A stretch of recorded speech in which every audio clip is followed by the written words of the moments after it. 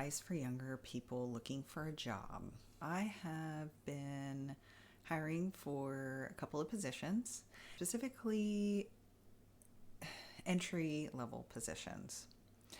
And one thing that I have noticed in the last year or so is that many young people have very, very high expectations as to what an entry level position is and what the pay is, quite frankly. What I would tell my younger self in today's environment and what I did specifically to work my way up the ladder, if you will, in a corporate-ish, what I called a big girl job. So here's a little background on what I did and what worked for me. I went to college. I, of course, got my bachelor's degree, did all that good stuff. So in high school, I had determined that high school wasn't a good fit for me, and I took the California Proficiency Exit Exam to test out of high school, and I went right into a junior college. I wasn't able to transfer over to a university right off the bat, but I decided that junior college was going to be a better fit for me than high school, and I did that at 16. So started college at 16, and basically from the time 14 and on, I had got my work permit and started working. I became a lifeguard. That was something that was a little bit higher paying. I looked at that as pretty easy to get a certificate and training that I did have to pay for, or my parents, I believe, paid for, but I was able to get a higher wage because of that training. And looking at kind of positions that will allow you to get a certificate that doesn't take too long. I see a lot of people aiming for nursing, which is great. It's a wonderful profession, but it is a long entry. It is a long path to get into that profession. So I've heard people talk about phlebotomists. That's a shorter window. It's a higher paying job. That's something you can get into right away.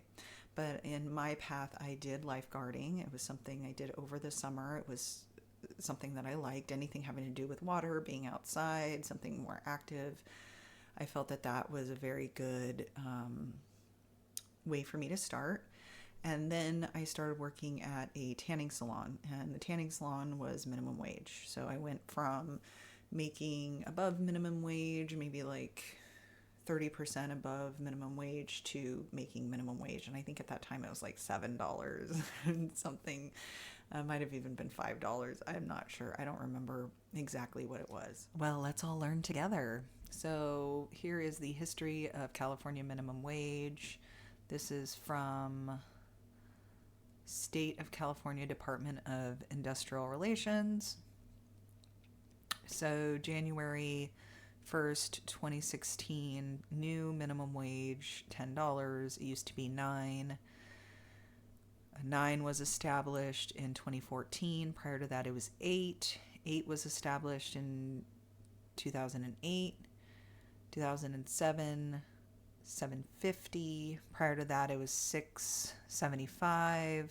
Oh, wow. So minimum wage as of March 1st, 1998. So I was 14 in 1998.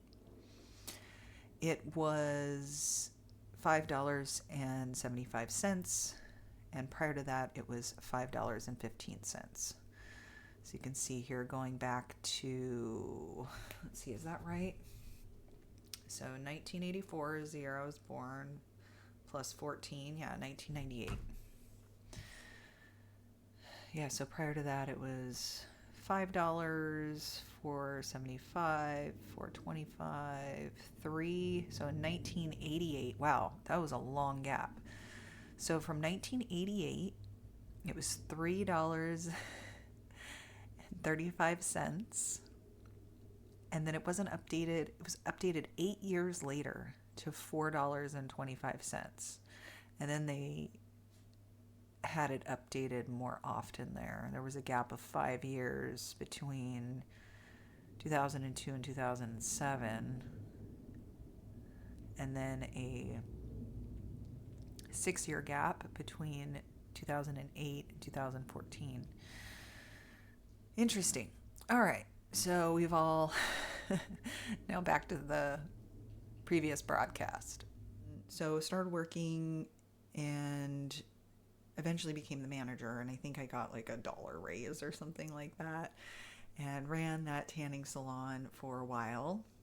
Then I moved and started going to college, so started doing door-to-door sales. I knew I wanted to get into sales. Luckily, my dad had instilled in me that sales was a good skill to learn, and so that had always stuck in my mind. So I knew I wanted to learn sales. And I worked at Macy's during the holiday season. I did door-to-door sales, and I also worked at a coffee shop, and I was a bagger. So these were all very entry-level positions that I made basically minimum wage. And my thought at the time was, of course, I'm not going to make minimum wage forever. And one thing I hear people saying quite a bit is, how can people live off of this? How can people live off of minimum wage? And the point is that you're not supposed to be able to live off of minimum wage. It's an entry-level position. It's meant for young people to do while they're perhaps working, living at their parents' house still, and they don't have to pay a mortgage. Of course, minimum wage is not enough to buy a house. Maybe you could, if all you did was work nonstop, figure out how to make that happen. But the point is to get as much experience in as many jobs as you can until you find the one that you sync with, the one that you like best, the one that you can excel in, the one that you can be promoted to manager. It's not going to be forever. Even if you have a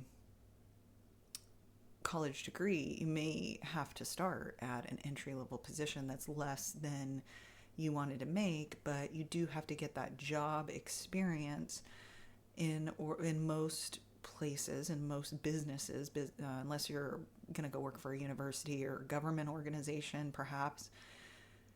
If you want to work in business, you will have to start at the bottom, at the ground floor, in the mailroom, really anywhere where you can be around the entrepreneur or an entrepreneur and watch them and see what they do and start understanding the different departments. What is marketing? What is sales? What is customer service? What are those people like? What archetypes, what type of personalities tend to be in those roles? And I look at yourself and say, what archetype am I?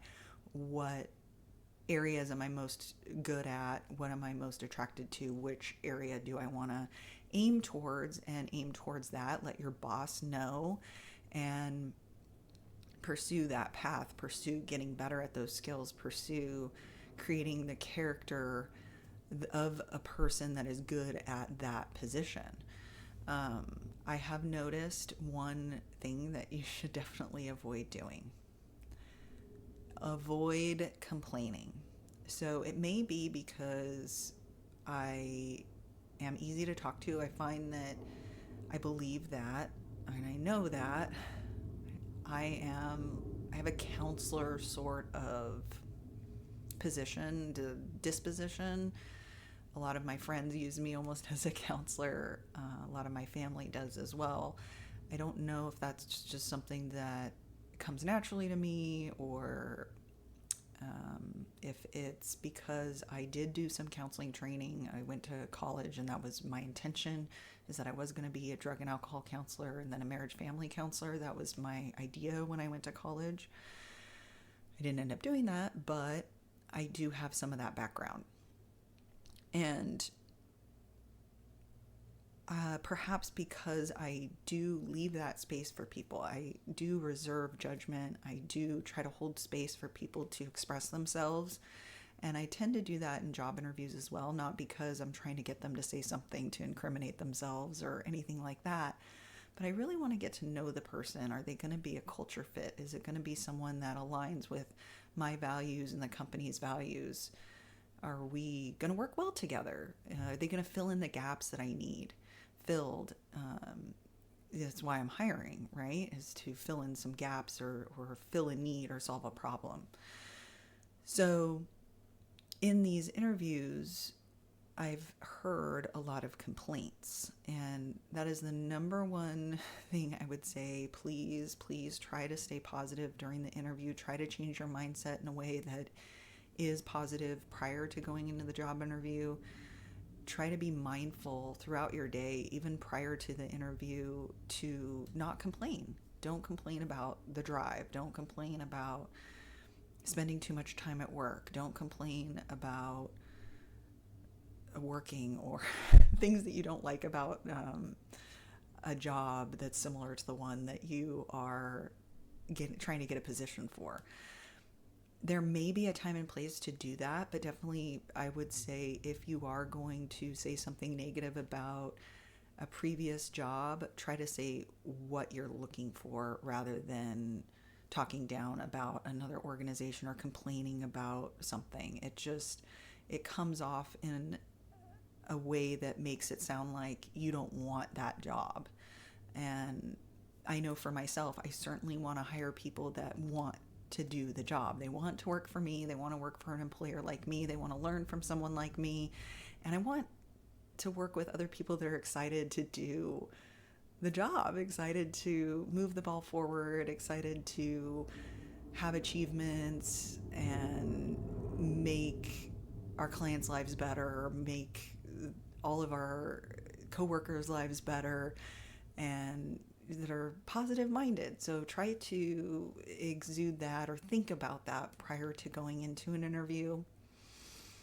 Also, if you are seeking an entry level position, know that it is not forever. If you're going to work for an employer, try to find one that is growth minded, that you feel that if you work hard, you will be rewarded for that hard work, whether it's commissions based, rewards based system in some way, so that you're incentivized and excited about accomplishments or aligning your goals and the actions that you're doing with the goals of the company, and work with a company that does that.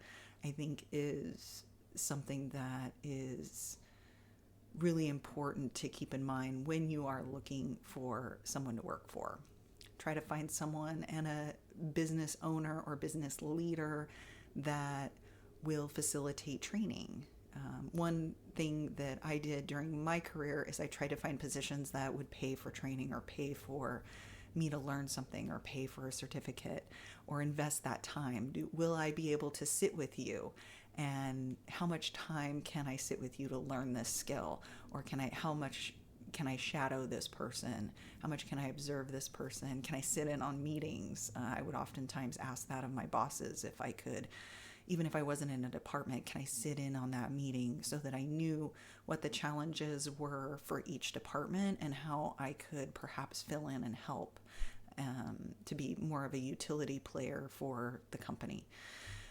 So also try to look for opportunities for growth within your organization. Yes, a good leader will help facilitate that, but sometimes perhaps your leader doesn't know that you want to grow into another position. So for example, let's say you're in customer service currently and you find marketing more exciting and you're interested in that. Perhaps ask your leadership if you can sit in on some marketing meetings or some sales meetings to understand more about those roles. It will also enhance your customer service ability because you'll see how customer service ties into referrals. How can you help the other departments get what they need? You know, marketing and sales, they always want leads, they always want referrals, they're talking about cross-selling. And when you are on the ground interacting day to day with the clients or potential clients or solving problems for the clients, which customer service generally does, and you solve a problem and they're happy, that is a perfect time to ask for a testimonial, ask for a referral, potential cross-sell, and say, hey, if you really like this and you like the way we solve this problem, we do this other thing too. Would you like me to connect you with someone in sales that can teach you more about that, where you can learn more about that? You can start. And what is that? That's you're giving a little bit of a sales pitch. You are doing cross-selling. So you potentially could ask for a piece of that. Say, hey, every time I refer you, can I get 10%? Can I get 5%? Can I get 20%? Those are ways to work in incentives for yourself. If your leadership team isn't facilitating that, you can come up with these really creative ideas to help you make more money. You get incentivized for doing the right thing for the business. And leaders, you have to keep in mind too that your leadership is probably overwhelmed. They're focused on the problems that they're focused on. They're not thinking about you as much as you are. So you may have to come up with these incentives to try to move the ball forward, not just for yourself, but also find a way for the business to win as well. Because the more you cross-sell, the more leads you bring in, the more the business makes money. And so if the business is making $100 and you're making $20 of that, hey, everybody's winning. The business is still getting $80 that they wouldn't have had before if you weren't there making that cross-sell. So these are all things that I think young people should keep in mind and try to empathize with their leadership team, come up with ways to improve themselves and others and the team around them and the business as a whole. And some things that I have heard in job interviews, just wanted to give you a couple of tips on what to expect when you're just starting out, looking for your first big girl job or big boy job. That's what I always called it. I said, I need a big girl job. I've been doing door-to-door sales and bagging and, all these entry-level positions. And I was really looking for a more professional office environment.